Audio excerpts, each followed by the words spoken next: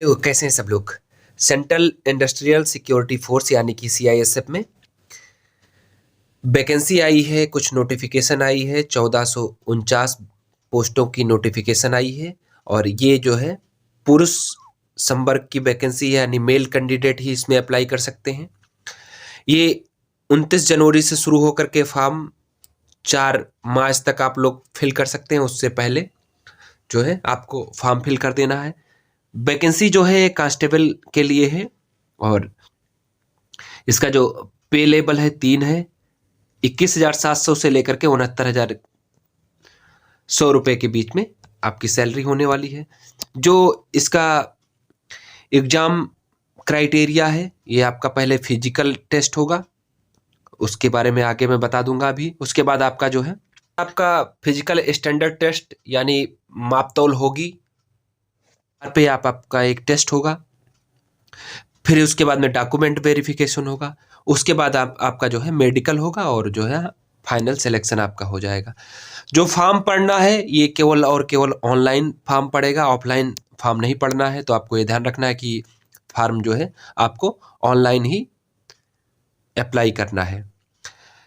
बाकी जो admit card वगैरह आपको जो सभी लेवल के लिए डाउनलोड करने हो सीआईएसएफ की वेबसाइट पे जाकर के, जो वेबसाइट दी हुई है CISFRECT.in पे, इसी पे जाकर के आपको सारी डिटेल वहीं से आपको कलेक्ट करनी है।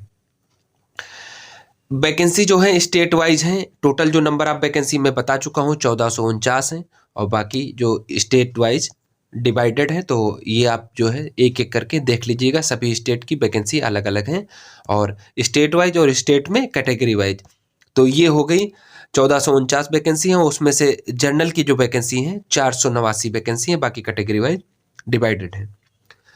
और इसमें जो कैटेगरी का एब्रिविएशन है ये आप देख लीजिए। यूआर का मतलब होता है सामान्य कैटेगरी। ईडब्ल्यूएस यानी आर्थिक रूप से जो कमजोर हैं उनके लिए ईडब्ल्यूएस लिखा जाता है।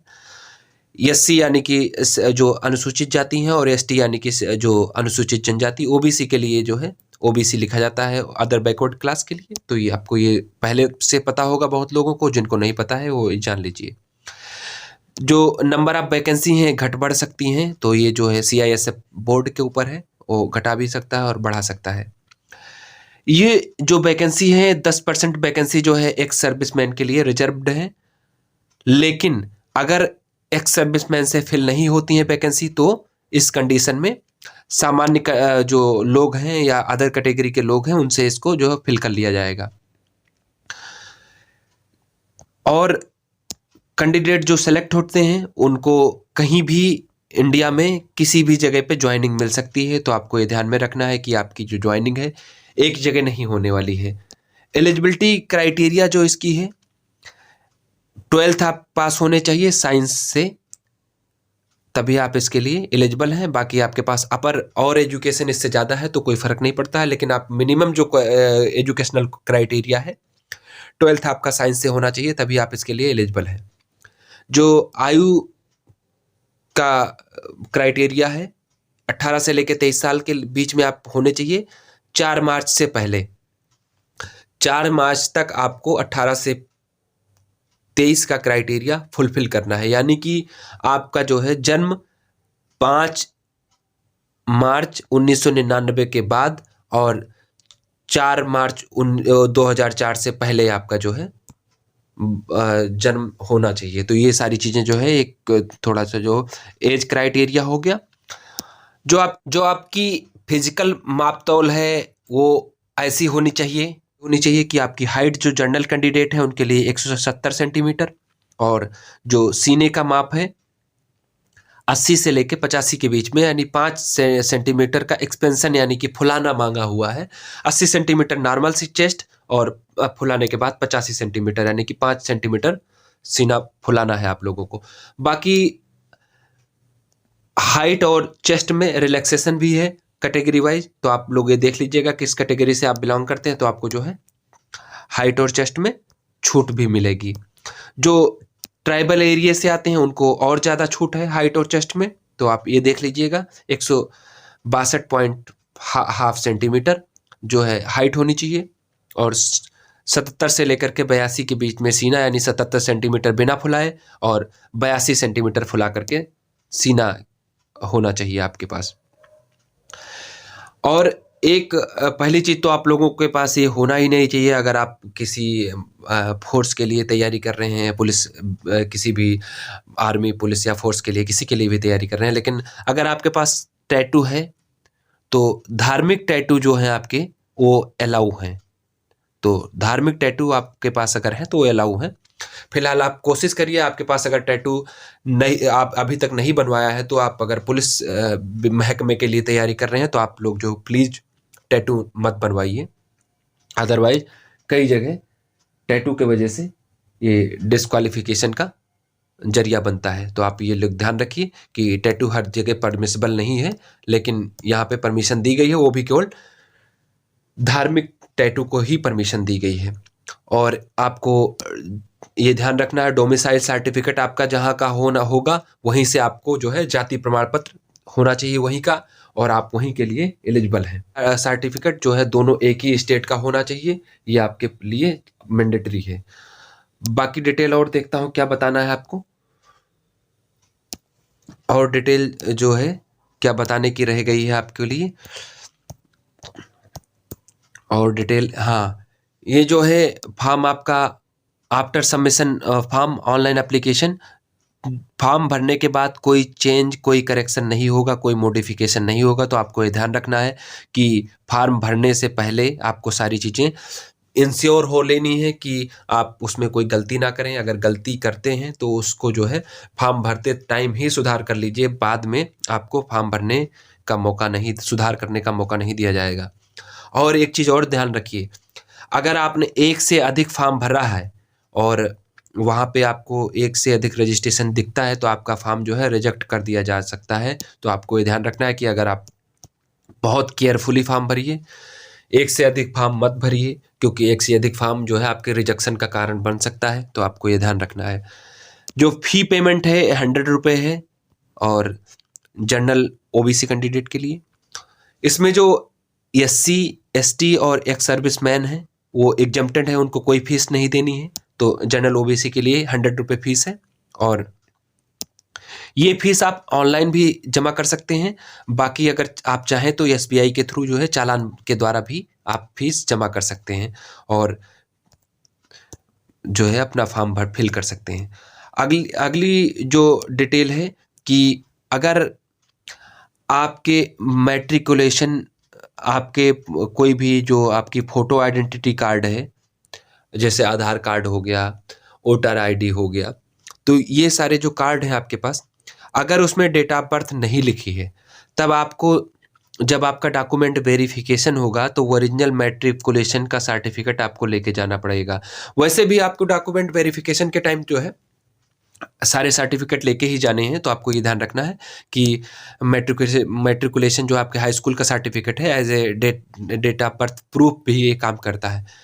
फिर आपके एग्ज़ाम के बारे में कुछ बात कर लेते हैं कि कैसे कैसे जो है आपका जो एग्ज़ाम होने वाला है। जो फिजिकल एफिशिएंसी टेस्ट यानी कि पेट का जो टेस्ट होगा उसमें 5 किलोमीटर की रनिंग है 24 मिनट में। तो ये बहुत नॉर्मल है, आप लोग बड़े आराम से क्वालिफाई कर लीजिए, क्वालिफाई कर लेंगे, लेकिन बशर्ते आप प्रैक्टिस करते रहिए अगर आपको इसकी तैयारी करनी है, क्योंकि इतना भी आसान नहीं है। आसान ज़रूर है लेकिन इतना भी आसान नहीं है, तो आपको जो है प्रैक्टिस थोड़ी बहुत ज़रूर करनी पड़ेगी। दूसरी जो आपके हाइट और चेस्ट के बारे में पहले बता चुका हूँ, 170 सेंटीमीटर हाइट होनी चाहिए, और जो है चेस्ट आपका 80 से 85 के बीच में, 80 सेंटीमीटर बिना फुलाए हुए, और जो 85 सेंटीमीटर फुला के 5 सेंटीमीटर एक्सपेंशन मांगा हुआ है। कैटेगरी वाइज आपको छूट भी दी जाएगी, आपको ये ध्यान रखना है। और जो आपका ऑनलाइन टेस्ट हो सकता है या OMR पे हो सकता है, तो ये बोर्ड डिसाइड करेगा कि आपका टेस्ट ऑनलाइन होगा या फिर ऑफलाइन होगा। 2 घंटे का टाइम आपको दिया जाएगा, 120 मिनट का, जिसमें जो है 25-25 क्वेश्चन के, 25-25 जो है नंबर के, और 25-25 क्वेश्चन के 4 सेक्शन होंगे। इसमें एक जो सेक्शन होगा हिंदी इंग्लिश का होगा। एलिमेंट्री मैथमेटिक्स का 25 क्वेश्चन आएंगे, और जनरल नॉलेज के भी 25 क्वेश्चन होंगे, और जो है जनरल इंटेलिजेंस और रीजनिंग के भी 25-25 क्वेश्चन होंगे। तो ऐसे ऐसे जो है आपका सिलेबस है ये। और इस पेपर में कोई भी नेगेटिव मार्किंग नहीं है, आपको ये ध्यान रखना है। तो बहुत मतलब आसानी होगी आपको पेपर देने में।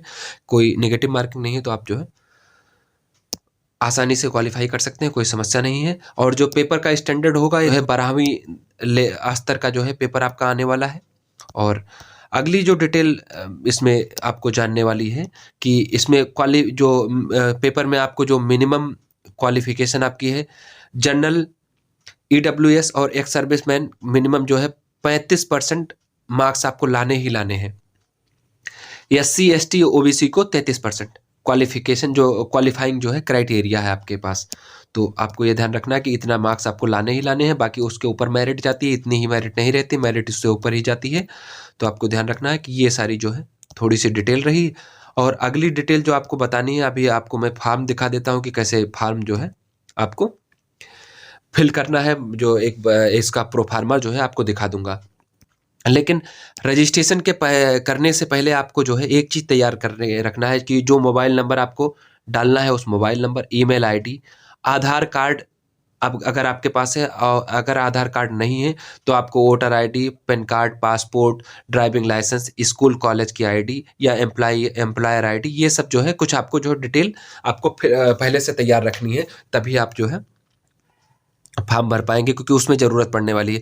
बाकी डेट ऑफ बर्थ प्रूफ के लिए हाई स्कूल जो है उसका रोल नंबर और जो है मार्कशीट का नंबर, जो है सारी चीज़ें आपको वहाँ पे फिल करना पड़ सकता है। तो ये सारी डिटेल जो है रजिस्ट्रेशन के टाइम पे आपको ज़रूरत पड़ेगी। बाकी जो फॉर्म आपको दिखा देता हूँ जो रजिस्ट्रेशन के टाइम पे, आपको एक चीज़ और ध्यान रखना है कि जैसे आप नाम लिखेंगे, नाम लिखने के बाद अगला जो स्टेप होगा वेरिफिकेशन पूछेगा, तो आपको वेरीफाई करना है। ऐसे पिताजी का नाम लिखेंगे फिर वेरिफिकेशन मांगेगा तो वेरीफाई करना है, माताजी का नाम लिखेंगे फिर वेरीफाई करना है। फिर अगली डिटेल जैसे जेंडर सेलेक्ट करने के बाद उसको वेरीफाई करना है, फिर कैप्चा फिल करना है और कैप्चा फिल करके जो है सबमिट कर देना है, आपका रजिस्ट्रेशन हो जाएगा। फिर उसके बाद में आपको पर्सनल डिटेल जो है अपनी फिल कर देनी है। पर्सनल डिटेल आपको जो फिल कर देंगे देना है। फिर उसके बाद में आता है अगला नंबर जो है मैट्रिकुलेशन यानी हाई स्कूल का जो है अपनी डिटेल डाल देनी है। फिर कॉन्टैक्ट डिटेल यानी आपका एड्रेस वगैरह जो सारा कुछ इसमें फिल कर देना, हाउस नंबर और जो है pin code number, police station number, तो ये सारा कुछ जो है फिल कर देना है। उसके बाद में अगली डिटेल जो आपको फिल करनी है, ये सारा कुछ फिल करके कैप्चा फिल करके और सबमिट पे क्लिक कर देंगे, ये सारा कुछ सबमिट हो जाएगा। फिर आपका आगे आता है कि आगे आपको जो है फोटो और ये सिग्नेचर वगैरह सब वेरीफाई करके और फोटो साइन जो है आपको निर्धारित जगह पे फोटो साइन इसमें वैलिडेट कर देना है, और उसके बाद में फॉर्म आपका ये सबमिट हो जाएगा। तो बाकी ये छोटी सी डिटेल थी बताने की, लेकिन आप लोग एक चीज़ ध्यान रखिएगा कि फॉर्म जो है बहुत केयरफुली भरिएगा, एक एक डिटेल दो दो बार क्रॉस चेक करके ही फिल करिएगा, क्योंकि आपको उसमें बाद में चेंज और मॉडिफिकेशन का मौका नहीं मिलेगा। कोई डिटेल अगर समझ में नहीं आती है तो किसी जानकार से पूछ सकते हैं, या फिर मुझसे भी आकर के आप कमेंट बॉक्स में पूछ सकते हैं। जो भी डिटेल आपको समझ में ना आए आप कंफर्म कर लीजिए, फिर ही उसको जो है फिल करिए। बाकी यही एक छोटी सी डिटेल जो आपको बताने की थी। अपना ख्याल रखिए। Thanks for watching.